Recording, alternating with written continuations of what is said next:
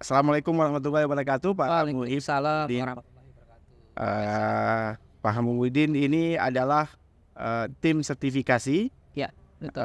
Balai Besar POM, Balai Besar POM di Banda Aceh. Balai Besar POM di Banda Aceh. Iya.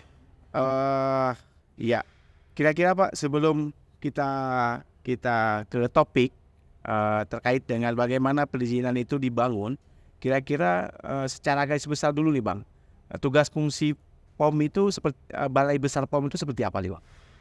Tugas fungsi Balai Besar POM Banda Aceh adalah mengawasi makanan-makanan yang beredar di pasaran, Ya. lalu meregistrasi produk-produk yang akan beredar di pasaran, Ya. menguji juga Pak, menguji sampel-sampel yang sudah beredar itu kita sampling untuk diuji di Balai Besar POM di Banda Aceh. Saya kira itu beberapa di antara tugas fungsi Balai Besar POM. Iya. Kira-kira kalau misalnya tugas Pak Muhyiddin sendiri dalam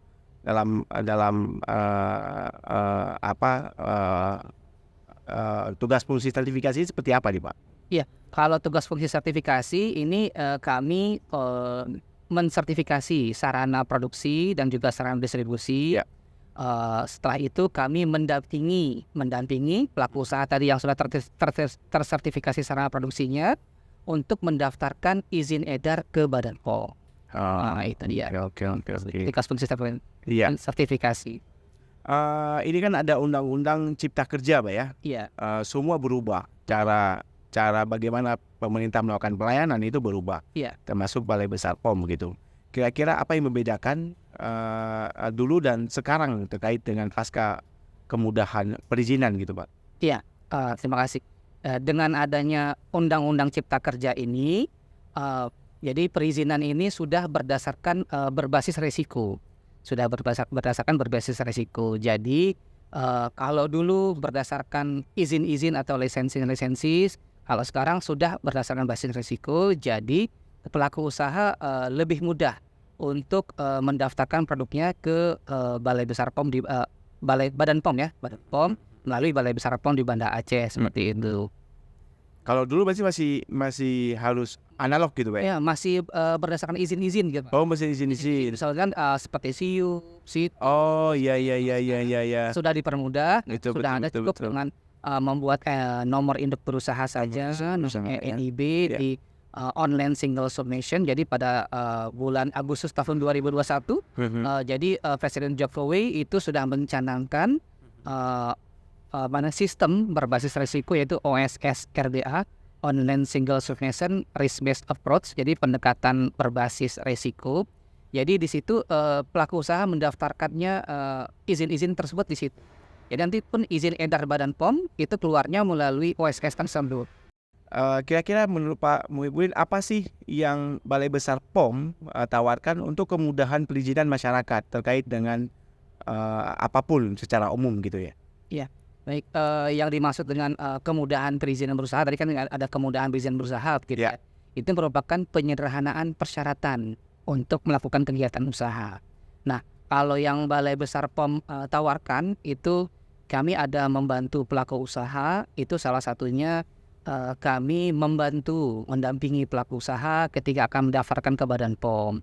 Lalu ketika nanti pelaku usaha akan mendaftarkan ke Badan POM yang memerlukan hasil analisa, itu dibantu oleh Balai Besar POM untuk menguji ke Balai Besar POM di Banda Aceh.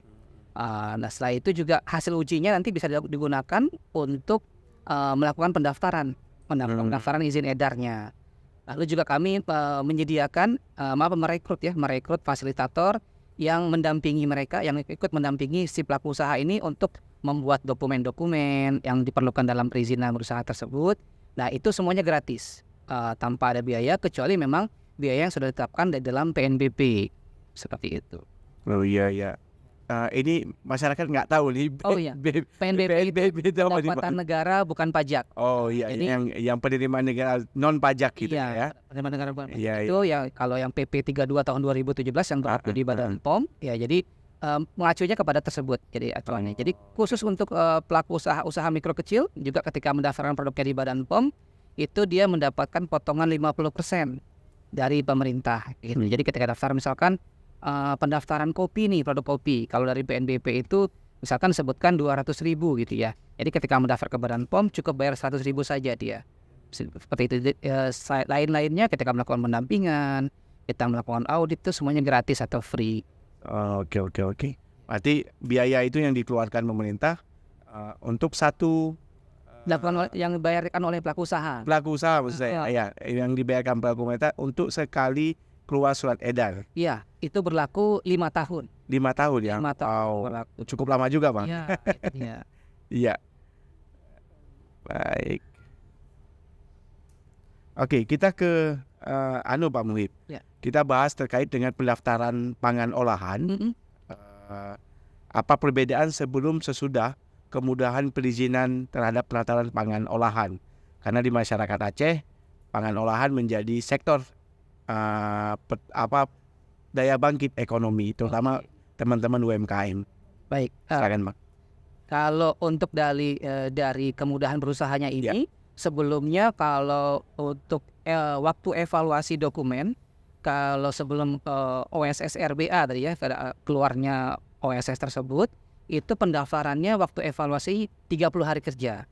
Untuk pangan resiko menengah sedang, pangan resiko tingkat resikonya sedang. Nah, kalau untuk resikonya rendah, itu dari sebelumnya dia ada 5 hari kerja menjadi 1 hari kerja. Nah, itu sangat terpotong sekali. Jadi awalnya dari 30 hari kerja menjadi 5 hari kerja. Cukup singkat, Pak Wi. Iya, Ya, betul. cukup singkat. Dari 30 hari jadi 5 ya. 5 hari kerja. Iya. Jadi di situ ada penyederhanaan birokrasi, itu ya, ada penyederhanaan beberapa item-item.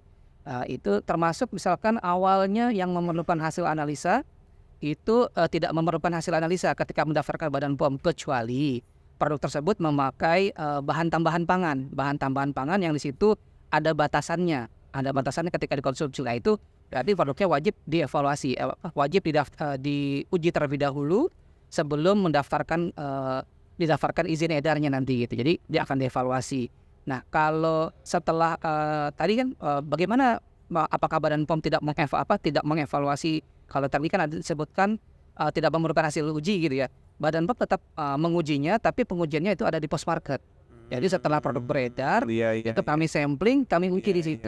Seperti itu. Sederhananya mudah diberikan izin, kemudian dievaluasi setelah edar. Iya, betul. Jadi teman-teman UMKM ini cukup membantu. Betul, ada evaluasi post marketnya. Jadi kemudahan ini bukan berarti ada kelepasan dari pelaku usahanya. Pelaku usaha tetap berkomitmen harus dia membuat produknya itu sesuai dengan persyaratan mutu, supaya produk yang dihasilkannya pun tetap baik gitu ya. Tidak jadi nanti misalkan di belakang itu kejadian-kejadian yang tidak diinginkan seperti keracunan seperti. Iya, benar. Artinya memang poin pertama tadi dari 30 hari menjadi 5 hari. 5 hari. Kemudian dievaluasi setelah post market. Setelah post market. Diproteksinya setelah post market. Nah, kemudian kira-kira kalau masyarakat mau melakukan proses izin edar, terutama di pangan nih, apa aja sih tahapan yang harus dilakukan, Bang? Oke, baik. Jadi si pelaku usahanya ini pertama dia harus memiliki nomor induk berusaha. Oke, NIB ya. Oh, benar. NIB ini pendaftarannya di OSS. Benar. oss.go.id. Nanti setelah pelaku usaha memiliki NIB, sekarang ini juga ada kemudahan, Bapak. Jadi tidak harus berbadan hukum.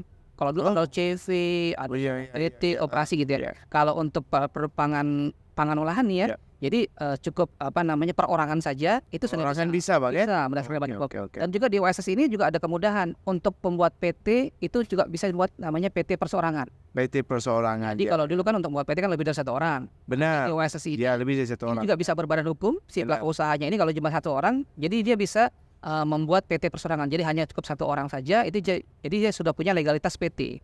Itu pendaftarannya tadi di Kemenkumham. Nah, tadi kan dia memiliki NIB nih. Sudah memiliki NIB, lalu memiliki NPWP juga. NIB dan NPWP itu wajib ya? Ya, nomor pokok wajib pajak. Nah, nomor NPWP-nya ini harus aktif. Artinya apa? Ketika dulu mungkin sebelum mendaftarkan ke Badan POM dia sudah punya usaha nih. Benar. Sudah punya NPWP. Nah, itu NPWP-nya harus aktif, dilaporkan setiap tahunnya. Karena kalau dia tidak dilaporkan setiap tahunnya, itu ketika mau daftar ke Badan POM dinyatakan tidak aktif nanti. Konfirmasi status wajib pajaknya tidak aktif, akibatnya tidak bisa lanjut ke pendaftaran ke Badan POM. Itu yang kedua. Selain punya NIB, punya NPWP, nah pelaku usaha mengajukan izin penerapan cara produksi pangan olahan yang baik. Kami singkat IPCPPOB, izin penerapan cara produksi pangan olahan yang baik. Nah itu dengan izin ini si pelaku usaha diberikan komitmen untuk dia membuat produknya, nanti setelah keluar IPCPPO ini si pelaku usaha bisa langsung mendaftarkan produknya ke Badan POM tanpa sarannya harus diaudit terlebih dahulu. Kalau dulu kami ada namanya PSB, pemeriksaan sarana oleh balai. Jadi sarananya itu harus diaudit terlebih dahulu. Setelah keluar rekom dari kami baru bisa mendaftarkan. Nah, kalau sekarang dibalik. Jadi mereka cukup mengajukan IPCPPOB dengan komitmen mereka akan membuat sesuai dengan SOP dan juga dengan standar yang berlaku. Lalu setelah keluar IPCPPOB bisa mendaftarkan izin edar ke Badan POM. Seperti itu. Jadi setelah itu dalam jangka waktu maksimal 12 bulan si pelaku usaha baru diaudit oleh kami. Jadi si pelaku usahanya ini punya kesempatan untuk melihat apakah produknya itu di pasaran. Benar. Jadi kan ada juga kan yang ternyata nggak laku. Berarti ini perspektif pelaku banget sekarang. Iya, jadi kan tiba-tiba nggak laku kan terlalu terlalu besar untuk investasi pembangunan sarana produksinya. Benar. Sip. Oke, Pak Muhib ke selanjutnya. Sebelum adanya kemudahan perizinan, harusnya kan ada penilaian sarana tadi oleh Mbak penilaian sarana oleh Balai Besar. Iya. Kemudian apakah ada perbedaannya gitu? Misalnya kalau dulu harus punya sarana baru dapat surat izin POM. Kalau sekarang enggak gitu, Bang. Iya. Kalau jadi bedanya dulu dengan sekarang adalah semuanya tetap diaudit. Semuanya tetap diaudit. Cuma bedanya kalau yang dulu auditnya ada di awal. Jadi sudah perfect terlebih dahulu, baru dia diberikan rekomendasi sarananya, selanjutnya daftar izin edar. Kalau sekarang tidak. Jadi si pelaku usahanya ini membuat panduan mutu, dokumen-dokumen, tapi sarannya tetap ada. Panduan mutu gitu ya. Jadi panduan mutu. Jadi cara membuat produksinya, jadi proses dari produk itu. Oke, jadi benar. Bagaimana cara pembersihan sarana produksi, bagaimana penanganan hama yang akan terjadi nantinya, bagaimana cara produksinya, pemakaiannya sesuai dengan standar atau tidak gitu. Jadi semacam SOP-nya produksi produk gitu. Iya, betul. Jadi punya SOP panduan mutu, ada sarananya. Jadi dalam 12 bulan itu dia hanya diberikan komitmen dan komitmen untuk memproduksi sesuai dengan standar mutu yang dia tetapkan tadi itu. Kalau dulu sarannya tadi kita audit di awal, kalau sekarang ini dalam jangka waktu maksimal 12 bulan dia bisa bisa mengedarkan produknya gitu. Jadi dia bisa tahu tuh produknya ini kira-kira laris di pasar atau tidak, seperti itu. Jadi bedanya kalau itu aja, Pak. Jadi kita auditnya belakangan. Sekarang ya. Audit belakangan gitu ya. Oke. Kemudian apakah ada audit sarana pada pengajuan izin pendaftaran ini CPPOB, Pak ya? Iya, izin penerapan CPPOB. Oke. Ini apakah ada audit sarana? Tadi udah kejawab kayaknya, Pak ya? Iya, audit sarana. Jadi kalau yang sekarang nih, Pak, ini mungkin saya bisa bedakan jadi dua. Jadi izin penerapan CPPO ini audit sarananya di belakangan itu untuk usaha mikro dan kecil. Jadi skala usaha ada perbedaan skala usaha ya. Ada perbedaan skala usaha. Jadi untuk produsen yang modalnya termasuk dalam skala mikro dan kecil, itu diberikan kemudahan auditnya maksimal 12 bulan di belakang. Tetapi untuk skala menengah dan besar itu auditnya duluan di depan, tetap di depan untuk dalam rangka izin penerapan CPPOB-nya ini. Jadi kita audit terlebih dahulu. Setelah ternyata sesuai dengan standar dari Badan POM, baru diberikan rekomendasi. Setelah itu rekomendasi untuk mendaftar izin edar.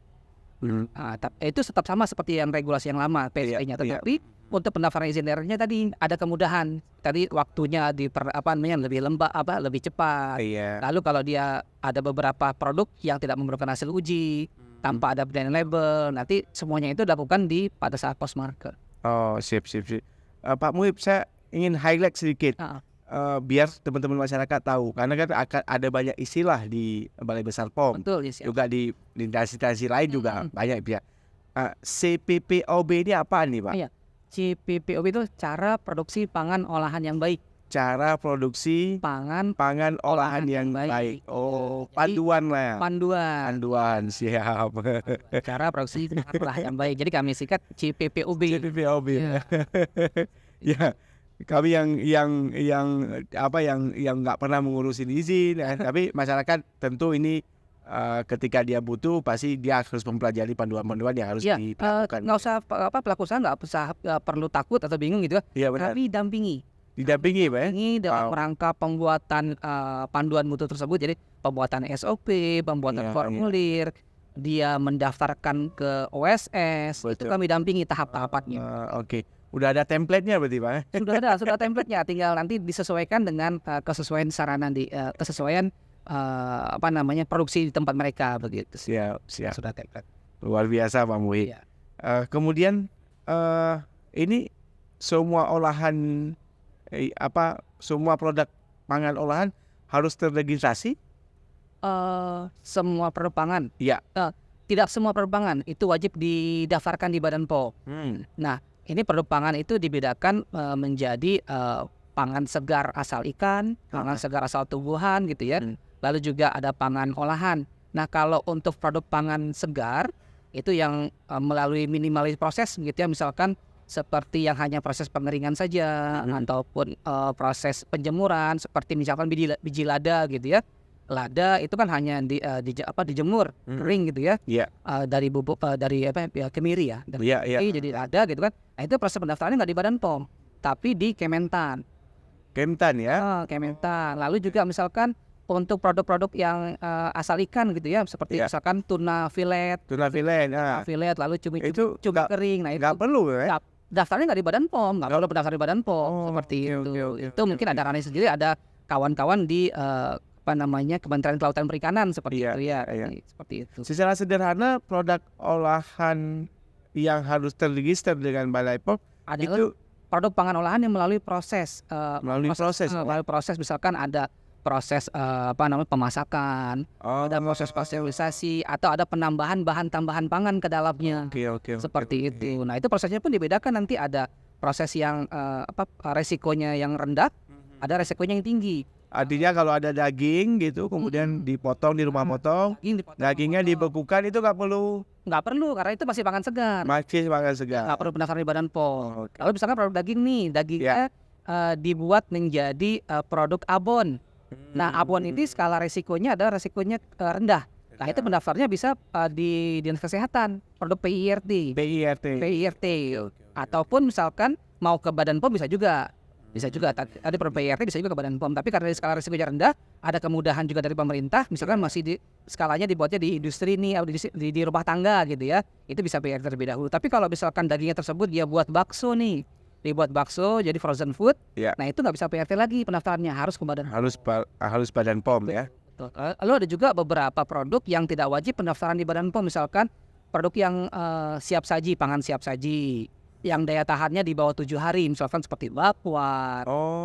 Yang makanan di warung-warung kopi. Di warung-warung kopi daya tahannya di bawah 7 hari, yang penyimpanan tidak memerlukan penyimpanan dingin, itu udah wajib pendaftaran. Kalau roti-rotian itu gimana Bang? Ya, tadi tergantung daya tahannya lebih dari 7 hari atau tidak. Iya, kalau misalkan daya tahannya cuma 5 hari, tidak wajib izin edar, dia tidak perlu izin di Badan POM begitu. Iya. Banyak sekali kemudahan sekarang kalau orang mau berusaha ya. Ini pada akhirnya untuk peran pemerintah mendukung untuk kebangkitan ekonomi mungkin Bang. Arahnya ke sana Pak. Arahnya ke sana. Kira-kira apa sih kemudahan lain yang ditawarkan oleh Balai Besar POM di Banda Aceh khususnya nih? Iya, tadi seperti yang saya jelaskan ya, selain kami mendampingi mereka mulai dari tahapan proses awal sampai nanti keluar izin edarnya itu kami dampingi. kami dampingi. Lalu juga terkait dengan misalkan tadi ada yang memerlukan pengujian. Jadi ya ketika pendaftar di Badan POM nih Pak, ada beberapa tadi yang perlu diuji. Perlu diuji misalkan apa? Karena mungkin dia resikonya bukan resiko rendah, ataupun ada penambahan bahan tambahan pangan yang tadi kadarnya dibatasi. Nah itu kami uji produknya. Nah untuk pengujiannya kan mungkin biayanya ketika pelaku usaha di awalnya masih kecil nih untuk modalnya. Nah itu kami bisa bantu untuk menyemplingnya, lalu kami uji di Balai Besar POM di Banda Aceh. Hasil ujinya itu mereka gunakan untuk proses pendaftaran ke Badan POM. Seperti itu. Lalu juga tadi seperti saya bilang di awal tentang terkait dengan biaya pendaftaran. Biaya pendaftaran itu dapat potongan 50% bagi usaha mikro kecil. Mikro kecil ya. Mikro kecil. Itu dapat diskon itu perlu rekomendasi atau dilihat dari omset dari. Jadi nanti kan ketika mereka melampirkan NIB, nomor induk perusahaan, memasukkan nomor NIB-nya nih di sistem. Di sistem nanti langsung otomatis Badan POM bisa baca berapa modal usaha yang dia masukkan. Oh iya, karena terintegrasi. Karena terintegrasi sistem Badan POM dengan OSS. Jadi kan waktu di OSS kan dia memasukkan data-data tuh, input data. Benar. Nah, kita bisa tahu dia masuk skala risiko kecil, risiko rendah, risiko mikro, kecil atau besar ataupun menengah gitu. Jadi kita bisa tahu dari modal usaha yang dia masukkan diinputkan di OSS. Jadi otomatis ketika dia masuk usaha skala usahanya mikro dan kecil, dapat potongan 50% gitu. Tapi itu sifatnya opsional. Kalau dia mau misalkan umpamanya saya mau minta dapat potongan 50%, dia tinggal centang saja. Dicentang otomatis nanti keluar surat perintah bayarnya berdasarkan PNBP-nya itu dapat potongan 50%. Luar biasa ya. Itu kemudahan-kemudahan yang digunakan Badan POM. Kira-kira ada sebagai segmen terakhirnya, apa sih pesan yang Pak Muhib harapkan dari masyarakat? Kemudian sehingga ada kesadaran kolektif untuk melakukan pangannya didaftarkan di izin surat edarnya. Baik. Bagi kawan-kawan pelaku usaha gitu yang khususnya ada di Aceh, ini jangan ragu untuk mendaftarkan produknya ke Badan POM ya, kalau memang dia termasuk pangan ya, salah satu pangan tadi yang wajib pendaftaran izin edar ke Badan POM, jangan ragu untuk daftar ke Badan POM. Badan POM siap mendampingi pelaku usaha untuk mendaftarkan produknya ke Badan POM, dan itu tidak dipungut biaya apa-apa, gratis, kecuali memang biaya tadi yang dibayarkan ke negara, biaya PNBP tadi, pendapatan negara bukan pajak. Hanya itu saja yang perlu dibayarkan pelaku usahanya. Jadi semuanya kami dampingi mulai dari awal sampai keluar izin edar, itu kami dampingi dari setiap tahap prosesnya. Dan juga kami tadi ada selain dari petugas dari Balai POM, kami juga tadi Pak ada merekrutmen fasilitator untuk lebih intensif lagi pendampingannya kepada pelaku usaha ini. Artinya proses penjemput bola, teman-teman. Betul. Jadi ketika mereka mempunyai legalitas kan izin usaha izin edarnya, jadi diharapkan dia bisa pemasarannya lebih luas, lalu untuk menjualnya pun aman gitu ya, sudah tidak terbentur dengan masalah hukum lagi nantinya. Dan pelaku usaha ini menjadi nilai tambah, nilai promosi, nilai branding bahwa sudah nilai tambah jual produknya. Jadi si konsumen juga ketika melihat sudah ada izin dari Badan POM nggak ragu lagi untuk beli produknya. Memang peran Balai Besar POM khususnya Banda Aceh cukup luar biasa untuk memastikan masyarakat aman mengkonsumsi produk olahan. Terima kasih. Terus masih tetap terus berinovasi juga, berusaha untuk melangkah lebih baik lagi ke depannya juga. Supaya si pelaku usaha ini lebih mudah lagi pendaftarannya ke Badan POM. Benar-benar luar biasa. Tapi yang melanggar harus tetap ditindak, Pak. Nanti juga ada bagian kami, bagian penindakan yang pertama kami peringati terlebih dahulu, pembinaan terlebih dahulu. Tapi mengutamakan pembinaan terlebih dahulu daripada penindakan. Baik. Terima kasih banyak Pak Muhibudin. Koordinator Pak ya? Ketua tim sertifikasi. Ketua tim sertifikasi di Balai Besar POM di Banda. Ketua tim sertifikasi Balai Besar POM. Baik, podcast ini kolaborasi Komisi Penyiaran Indonesia Aceh bersama Balai Besar POM Banda Aceh. Terima kasih.